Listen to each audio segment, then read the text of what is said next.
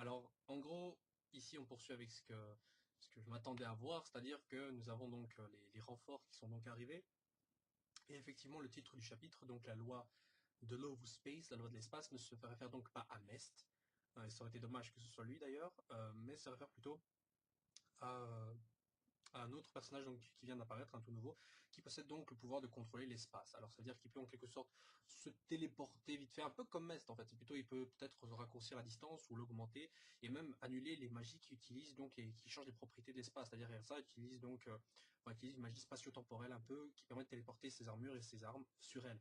Un peu Lucie, c'est pareil. Elle ouvre des portes dimensionnelles du monde des esprits pour invoquer les esprits. Et Mest, bah, c'est pareil. Il utilise donc j'imagine un truc lié aux dimensions pour se téléporter. Bon, bref, dans tous les cas, en gros, le personnage qui vient d'arriver se fait donc fait un peu le malin, mais cela joue aussi est cool. Donc il arrive et justement il arrive à baiser en 2 secondes trois personnages de l'équipe. Donc voilà, comme quoi les membres de Fairy Tail qui se la pétaient vraiment en pensant oh quoi c'est tout, parce que bon évidemment ils ont commencé le chapitre en train de tabasser plein de gens et tout, enfin en train de tabasser les gardes et tout, et ils ont cru qu'ils étaient les plus forts et voilà évidemment ils retombent de très très très très très très haut. Mais bon ce gars qui donc s'appelle Marine Hollow, bon on va l'appeler Hollow, voilà Marine Hollow, bon Hollow Bleach. Bon bref il s'appelle donc Hollow. Et ce type donc se la jouait donc un peu tranquillou. D'ailleurs, j'aimais pas trop sa gueule. En fait, il avait trop la gueule d'un personnage qui semblait pas être quelqu'un à qui on allait s'attarder, sur lequel on allait s'attarder très longtemps. C'était surtout, il avait la gueule d'un sous-fifre, quoi. Et voilà. Donc du coup après, il avait l'air de commencer à s'énerver et tout. Mais bon, voilà. Après, je vais pas commencer non plus à un peu continuer à m'attarder sur ce personnage parce que personnellement, il me dit rien. Le seul truc qui est assez impressionnant, c'est que le mec a tenu tête vite fait, un Natsu, un Grey. Bon, le mec évidemment ne les a pas vaincus en soi, mais ce qu'il a fait, c'est plutôt qu'il arrivait à esquiver les attaques très très facilement. Bon, après, il a attaqué, il touche Natsu et Grey vite fait, mais c'est pas ça qui les a mis KO. Donc, personnellement, je suis en même temps assez impressionné qu'à peine qu'ils sont arrivés, ils se font déjà un peu malmenés par un type. Alors, où sont passés Grey et Erza pardon, Erza et Lucie, parce qu'évidemment, les deux, après avoir utilisé leur magie, se sont fait absorber apparemment dans une dimension un peu plus personnelle de ce gars Holo. Euh, donc, où sont-elles allées? Je ne sais pas, est-ce qu'on les reverra, j'imagine, mais bon, en tout cas, voilà, elles sont déjà prisonnières, magnifique.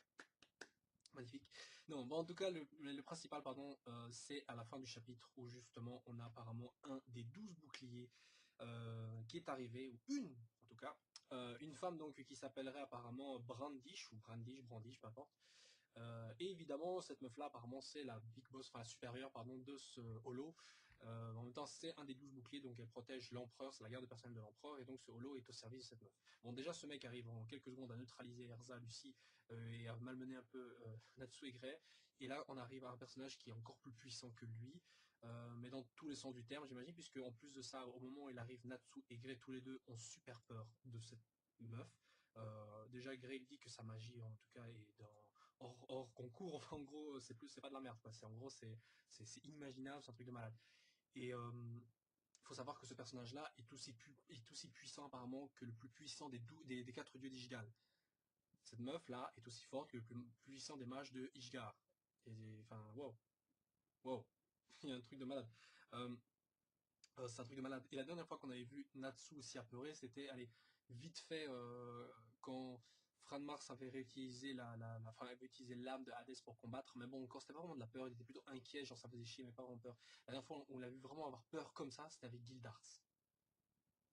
Et encore. Parce qu'en général, quand Natsu n'a jamais vraiment peur, en fait. Il est surtout genre, il est là en train de se dire, putain, je vais avoir du mal, ou c'est la merde, ou quoi, mais il a jamais vraiment eu peur. La seule fois où il a vraiment eu peur, c'était avec vraiment Gildarts. Et là, le mec, quand je regarde le regard de Natsu, franchement, là, il a les chocottes, quoi. Rien qu'en sentant la présence de cette meuf. C'est un truc de malade. Donc, du coup, j'en attends beaucoup de ce personnage brandier. Je ne vois pas du tout quelle est sa magie. Par contre, au niveau du design, j'ai l'impression de voir une sorte de Mira Jane fusionnée avec, Mira Jane fusionné avec un peu un style à la Minerva, enfin je sais pas, donc allez savoir, mais j'ai le pressentiment, j'ai vraiment le gros pressentiment que cette meuf-là, elle va avoir un petit faible pour un des mecs. Je sais pas vous, mais moi je le sens. D'ailleurs, en parlant d'attirance, je vois vite fait au début du chapitre qu'on voyait comme ça Mest attiré vite fait par Wendy, hein, quoi, c'est très joli, elle est belle, hein, c'est un ange.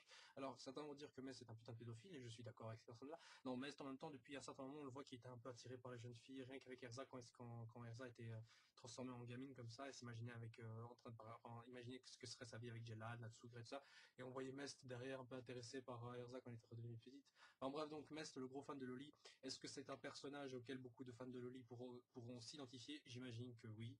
J'imagine qu'en fait c'est grandement pour ça parce qu'on a foutu Windy. Il y a plein de fans de Loli de Fairy Tail, donc j'imagine qu'il fallait fallait foutre évidemment un personnage qui lui-même est également fan de Loli. Donc de ce côté-là, j'imagine que beaucoup de lecteurs se reconnaîtront en Mest. Et peut-être c'est une manière de l'auteur pour permettre d'avancer doucement l'intégration dans l'équipe principale, donc de Mest. Voilà.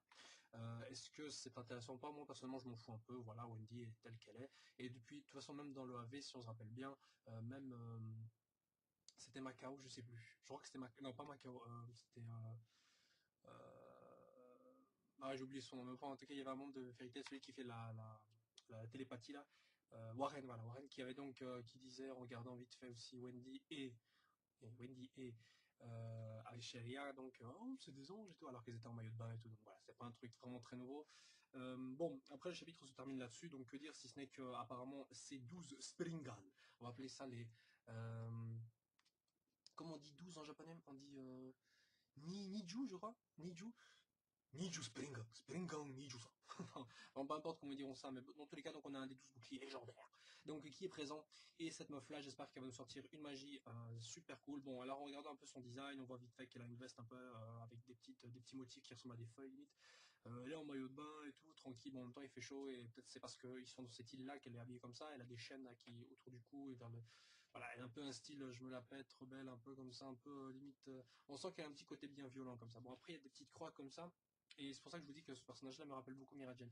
Par contre, il faut pas s'y méprendre, mais cette meuf-là a les cheveux courts. Hein. Elle a pas les cheveux longs. Certains pourraient penser le contraire, mais elle a les cheveux courts. Donc voilà, c'est un personnage qui. Le design me déplaît pas tellement, mais bon. Maintenant, ce qui me dérange vraiment, c'est de voir à quel point Grey et Natsu arrivent à exploser des gueules, des dieux, des monstres, des trucs de fou. Et là, ils arrivent pas à se débarrasser d'un Gugus. Putain, les mecs, ils essaient constamment d'attaquer le gars avec des attaques corps à corps, alors qu'ils pourraient prendre de vitesse le type. Enfin, je sais pas, merde, il y a plein de techniques comme ça pour. Enfin, bon, évidemment, vous allez pas me dire que Grey et Natsu se battaient sérieusement, c'est sûr que non, mais bon, voilà, quoi, quand même, merde, le mec il vient de faire disparaître Natsu et Erza, enfin, pardon, Lucie et Erza, putain, pourquoi je bague sur le nom. Donc, Lucie et Erza, et donc le mec, ils sont là tranquilles, on va prendre notre temps. Non, mais putain, mais baisez-le d'un coup, quoi. Je ne sais même pas parler. Bon, voilà, le chapitre se termine là-dessus.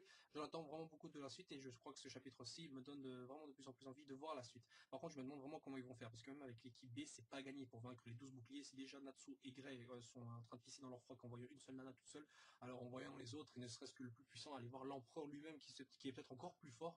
Non, non, enfin, c'est un truc de fou. Donc j'espère qu'on reverra alors d'autres matchs de Ishgar, peut-être Kagura, Jura, des trucs comme ça. Enfin merde, j'aimerais bien les revoir aussi. Et même Bacchus, merde aussi, putain, c'est quoi, ils sont passés où les personnages qui avaient le même niveau qu'Erza à l'époque? Enfin merde. Bon, alors pour ceux qui demandaient aussi ce petit truc-là, peut-être ça vous échait, ça vous demandait pas. Ça c'est parce que j'ai eu un petit coup de soleil. Bon bref, du coup, c'est pas très grave. Que dire d'autre si rien, écoutez, le début du chapitre en soi, c'était vraiment une histoire de bagarre. Par contre, petit indice sur la magie de cette Brandish, apparemment elle serait capable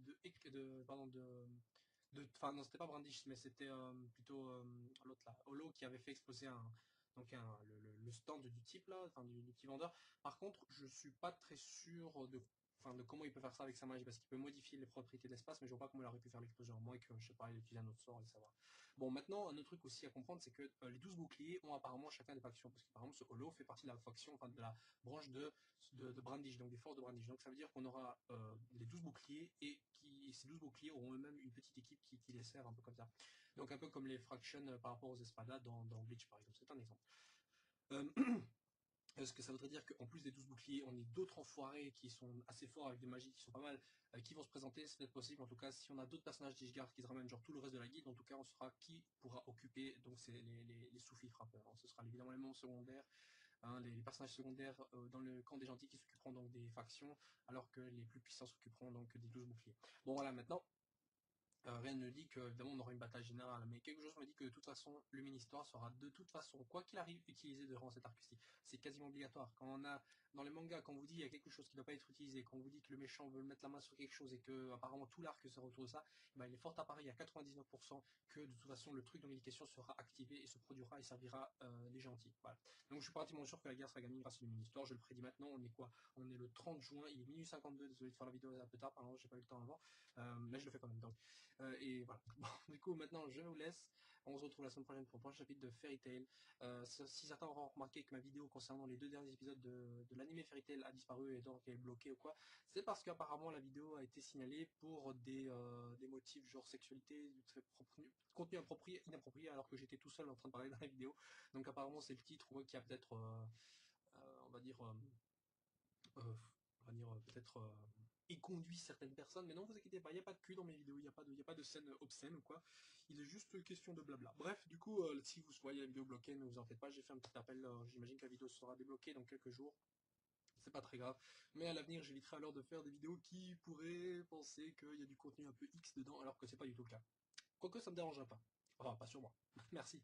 Sur ça, ciao ciao et passez une agréable semaine.